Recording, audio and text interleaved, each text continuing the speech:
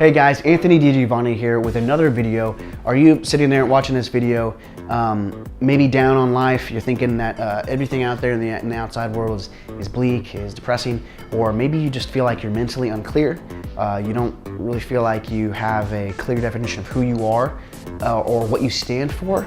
I want to say in this video that it's probably because you're using social media wrong, and it's probably because you're letting social media decide your morality or how your viewpoint on reality and the life and culture that you're a part of, okay? So that's what we're gonna talk about today. Let's dive in. If you're ready, let's get it. Good old social media. Facebook, Twitter, Instagram, YouTube, Snapchat, all the others.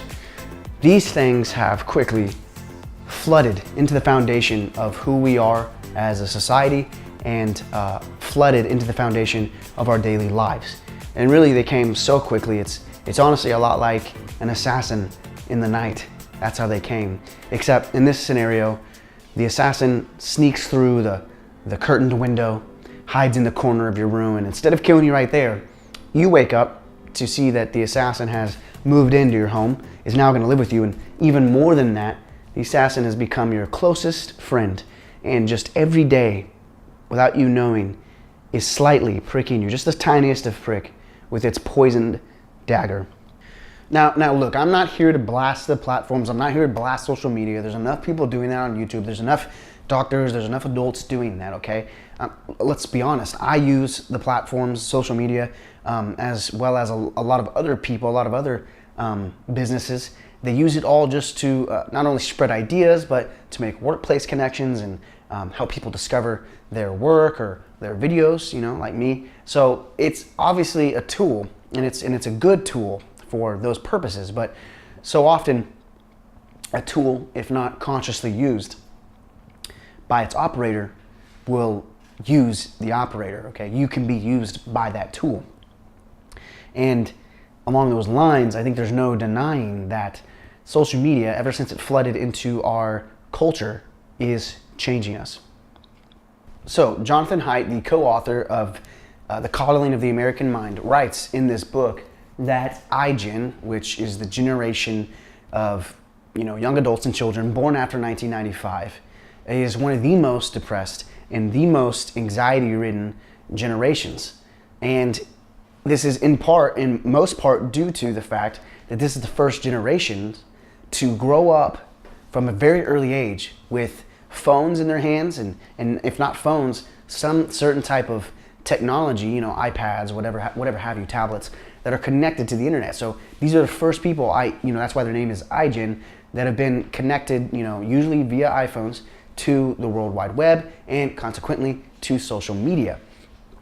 You may not think it's that big of a deal, but go talk to any freshman high schooler or any high school counselor and ask them serious questions about depression and anxiety and the things they're finding in their school or finding in themselves. If you're talking to an actual high schooler, you're going to find evidence of this concept, the concept of social media causing depression and anxiety.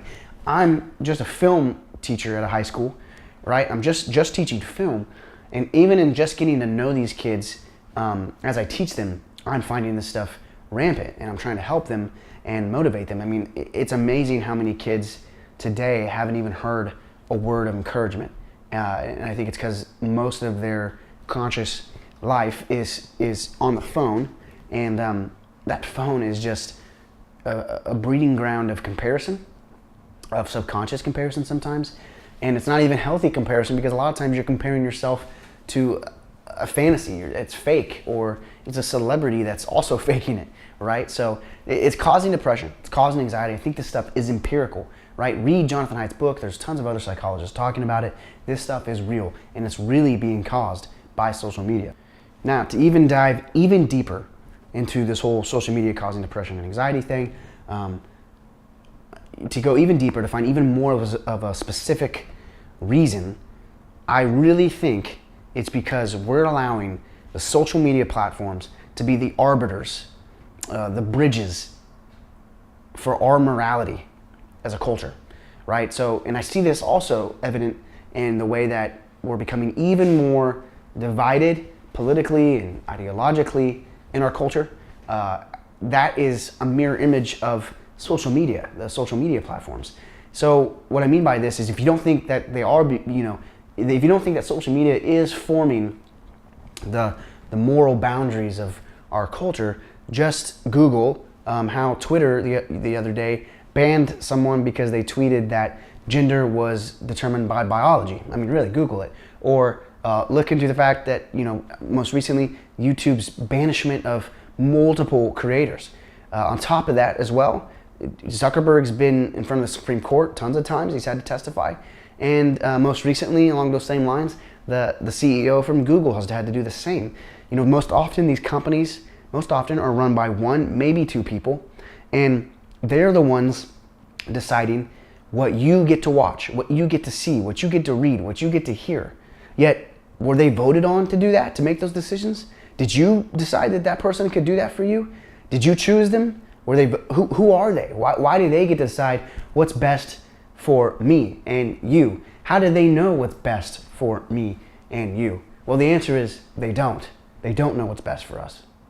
Yet these are the men that run around parading their moral virtue, talk about how much they meditate, like the founder of Twitter, I don't even know his name, and then turn around and they're the most biased. They're the most biased people in how they decide what you get to see on their platforms. And they walk around talking like, that their whole motive for their business and their platforms is for the betterment of humankind, and act like there's no investment, there's no bias, there's no personal individual motivation there. I mean, it's like, yeah, right. I don't believe any of it. Okay, and I don't think you should either. So maybe you're not tracking with me right now, and that's fine, but I would encourage you, if you're not, or even if you are, to take a moment and look at what Twitter itself has become. The whole platform has become a cesspool of anonymous slurs, attacks, emotional biased statements, usually with no facts behind them. And it's really become a fantasy land that has continually is every day losing touch with reality. But it's a fantasy land that I don't want to play in anymore. I'm not going to sacrifice my morals and ethics for someone else, one person usually, to decide. And these men that are making these decisions are men without chests, or actually, they're men with silicone chests. There's plastic and wires there instead of flesh and blood. They're more machine than they are man. Myself, I'm not speaking of this like as a detached from all this. I've seen the mobs of Twitter move personally. I mean, it's even crazy that that's a commonplace term now is the Twitter mobs, and we talk about that like it's normal. I've seen this happen recently. I had an old college classmate who moved to New York. She, the other day, this was recent, tweeted a hate-filled tweet towards a New York politician, some politician, and it was full of hate and probably emotionally charged. I don't know. I don't really talk to this person that much anymore. But of course, that politician saw it, retweeted it, and commented, "God bless." Kind of took the moral high ground. And her followers and basically the Twitter mob was all after it, and the attack was on. And a lot of ugly stuff was said. But that's what the platform has become. Just this whole concept of a Twitter mob, right? This is empirical psychological data that in a mob or in a riot, people will do things that they would never do if it was just them individually facing another human. They'll do horrible, horrible things. And a lot of it's due because it's an anonymous act. When you're part of a riot, part of a mob, you're no longer you. You're a part of a bigger entity. It's its own moving organism, and it's scary because, like I said, people will do anything because of the anonymity behind it. Well, Twitter's the exact same thing. Yeah, you can put out a Twitter handle that might be your name, and you can maybe put an AV that is your real picture, but these things are not full substitutes for real human interaction. There's still a degree of anonymity there, and because of that anonymity, you can say and do, or you could say you do anything you want to to another human because they're not even really human. Another thing I thought about this, or another example of this, is when we're driving, right? Road rage. If you think about the origins of road rage, a lot of the things we say and do, like, they're not you. They're crazy if you have really bad road rage. And again, it's because you're talking to an object. You're talking to a car. You don't really hardly ever see the person behind it. Or because you can't really get a good view of that person, you automatically think that they have bad intentions and that they're against you, right? So it's a smaller degree of anonymity, but it's still there. And I think it's seen in its most extreme degree with Twitter. Is this really where we're going to decide how we act morally? Is this really where we're going to decide where our political facts come from, our political news, right? Like there's a news feed on Twitter. Is this really where we're going to decide how we as humans behave? We're going to let a couple plastic-chested men decide how our culture is run and how our culture is socially governed? Is this what we're going to do? Look, maybe you think I'm overreacting, man. I'm not going to lie. I am a bit, heated up about this, but I see it continually becoming a problem.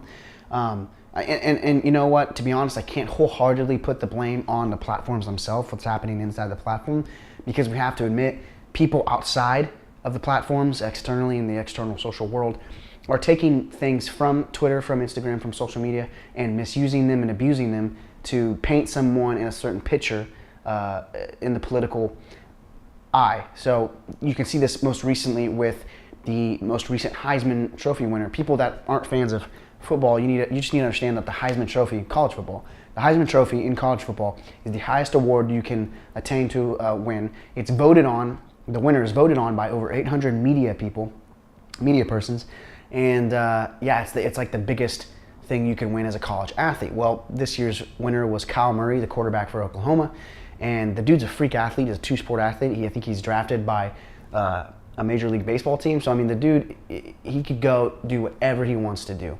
And from what I've heard and gathered, he's a good dude. But I don't know him personally.